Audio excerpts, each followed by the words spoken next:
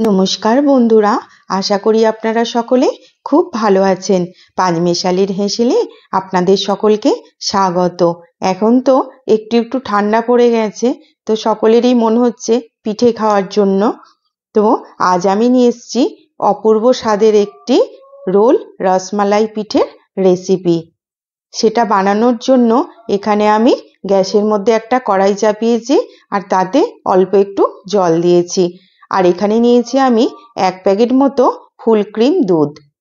জলটা একটু দিয়েছি যাতে দুধটা যখন ঘন হবে তখন যাতে তলাটা না ধরে যায়।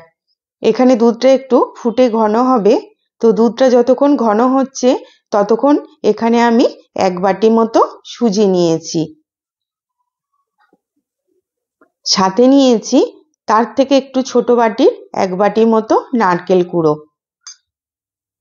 আর নিয়েছি আমি দুধ থেকে 3 চামচ মতো ছোট চামচের চিনি।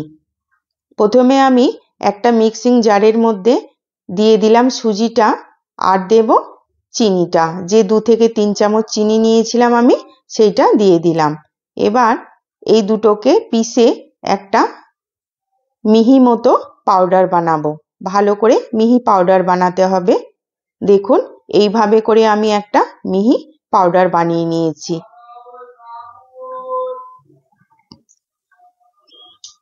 এবার আর একটা মিক্সিং জারের মধ্যে আমি ওই নারকেল কুড়োটা দিয়ে দেব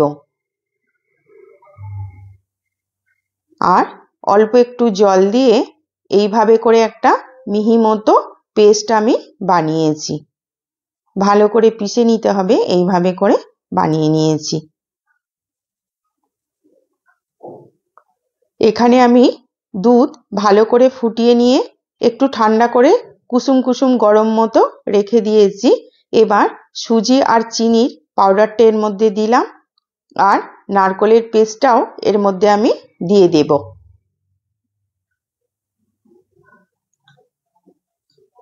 সাথে দিচ্ছি অল্প একটু নুন।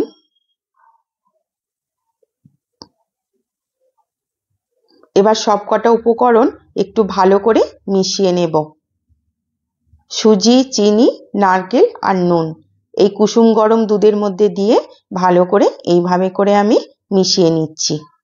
এটাকে 5 মিনিট মতো একটু ঢেকে রাখবো, তাহলে সুজিটা একটু ভালো করে ফুলে যাবে গরম দুধের মধ্যে।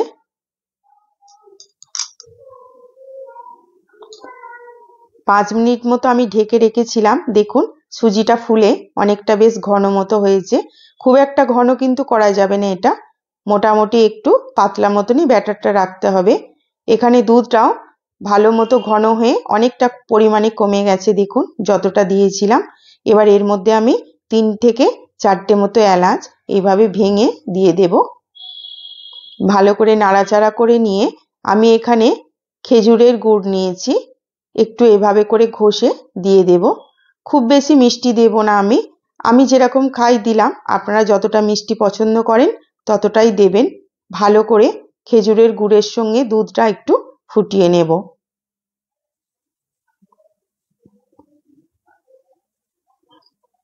এটা ভালো করে ফুটে গেছে, দুধ, গুড় আর এলাচ ভালো করে মিশে গেছে।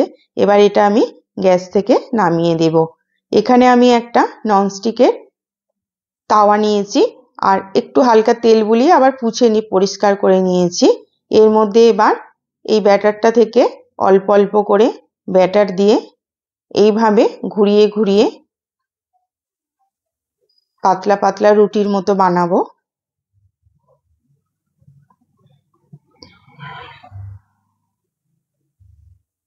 এটা হয়ে গেছে।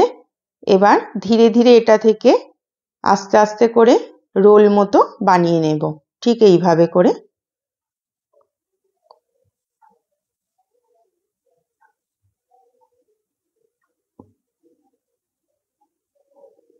ঠিক এইভাবে বানালাম। একটু ভালো করে চিপে দিতে হবে দুটো সাইজ, যাতে না খুলে যায় পরে।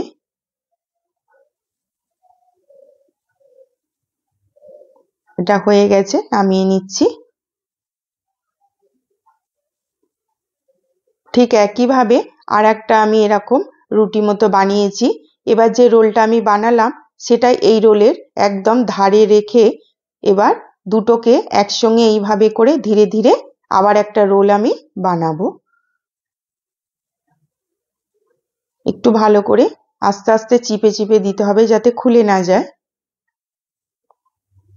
দেখুন এইভাবে করে আমি বানালাম।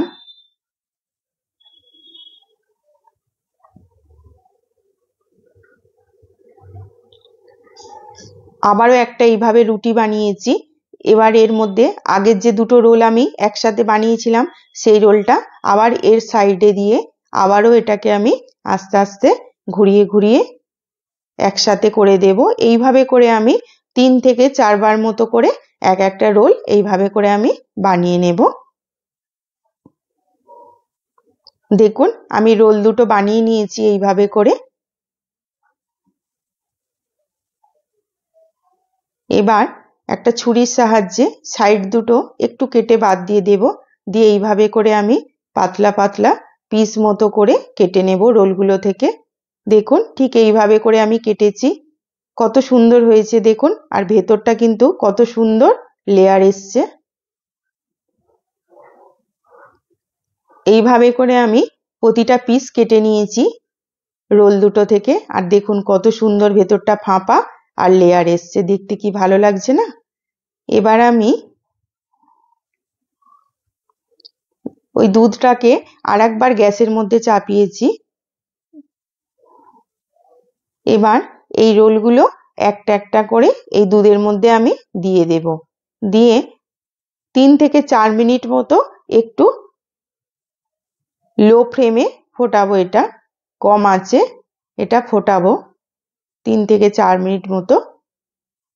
দেখুন বন্ধুরা আমার রোল রসমালাই পিঠে রেডি।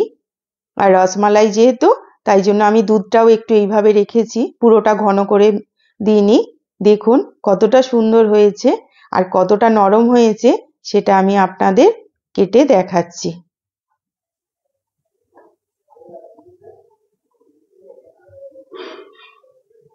দেখুন বন্ধুরা কতটা নরম হয়েছে, কত সুন্দর চামচে করে সহজেই কেটে গেল আর কত সুন্দর লেয়ার এসেছে। খেতে কিন্তু অপূর্ব লাগে, আপনারা বাড়িতে একবার বানিয়ে দেখবেন, খুব ভালো লাগে এটা খেতে। আর যেহেতু সুজি দিয়ে তো নরম তুলতুলে হয় এটা। তাহলে বন্ধুরা যদি আমার এই রেসিপিটি আপনাদের ভালো লাগে তাহলে প্লিজ একটি লাইক করে দেবেন, কমেন্ট করে জানাবেন কেমন লাগলো। আর আমার চ্যানেল পাঁচমেশালির হেসেলকে প্লিজ সাবস্ক্রাইব করবেন আগামী দিনে আরও রান্নার রেসিপি দেখার জন্য। আজ আমি এখানেই শেষ করছি। আপনারা সকলে খুব ভালো থাকবেন। নমস্কার।